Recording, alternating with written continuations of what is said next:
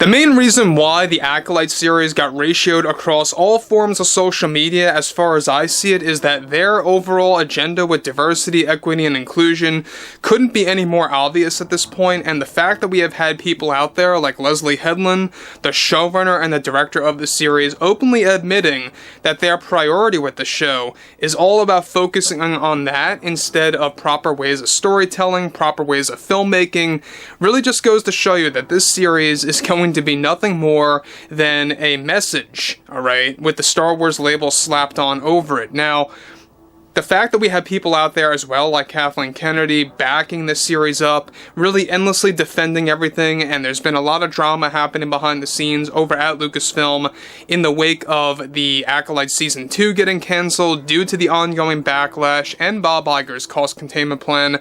This is where things begin to really fall apart. This is Mike Zero. Subscribe if you're new and like this video to see future updates. You can also follow me at Mike01. I thank you also very much for the great and kind support. So one thing about the Acolyte is that those like Leslye Headland, Amandla Stenberg, the main cast member of the series, along with Kathleen Kennedy, have been endlessly attacking fans and really defending the series at all costs. Really saying things like there's no agenda here, and at the same exact time there is an agenda. This is the same copy and paste, nonsense that they have been spewing about the Acolyte. Now look, at the same exact time, we know that the Acolyte is going to be The Last Jedi 2.0. The reason why I say that is that Leslye and Kathleen, even Amandla, have openly admitted as well that this series really looked up to Rian Johnson's The Last Jedi. So, with that being said, with the Acolyte already considered the most disliked Star Wars series before its release due to Disney and Leslye Headland's deliberate and obvious agenda, one major development now involves more to do with actress Amandla Stenberg and what she had to deliver as a response to the fan backlash and the trailer getting heavily disliked from both fans and non-fans. Stenberg delivered the following. As someone who loves to embrace the fact that I'm non-binary, I think the most important thing about this direction for Star Wars is how Leslye really found incredible ways to really focus on the relationships of these characters, and how some of them can be considered non-binary in the canon that fans follow.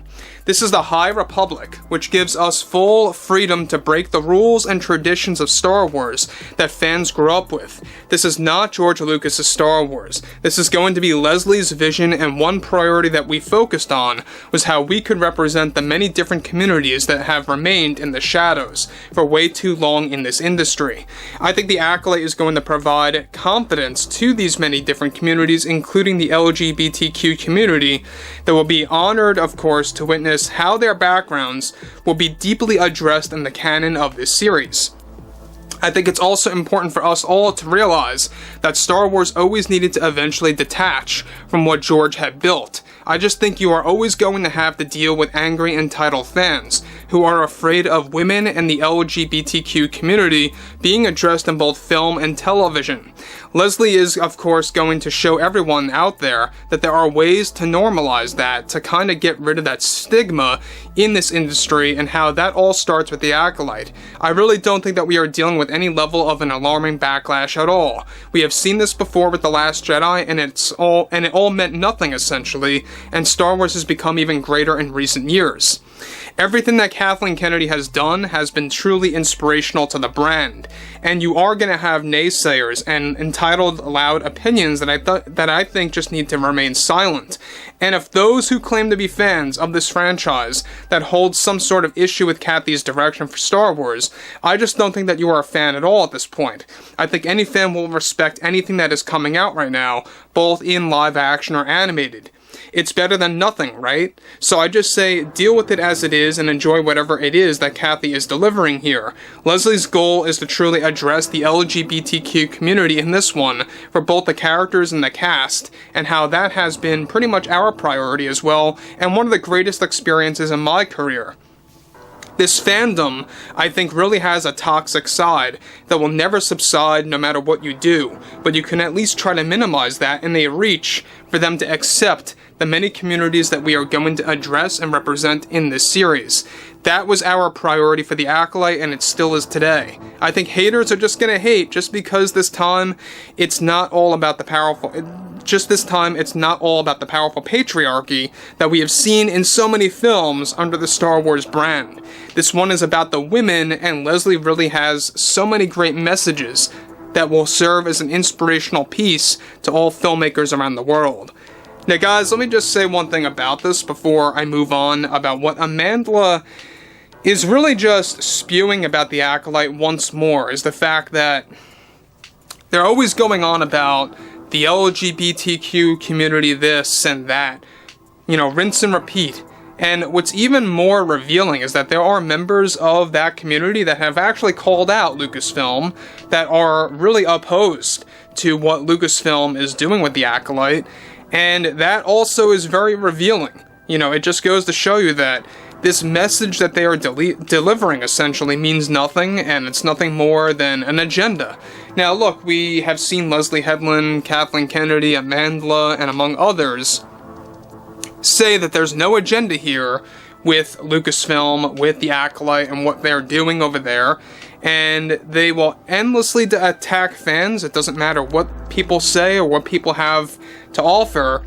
They will, without a doubt, you know, never acknowledge the fact that there are also members of the LGBTQ community that want nothing to do with the ongoing agenda related to Star Wars, right? And that really just goes to show you what's going on with the Acolyte series. So, this Acolyte show, no matter, of course, what is coming out from Disney, they will endlessly defend it at all costs. Moving on.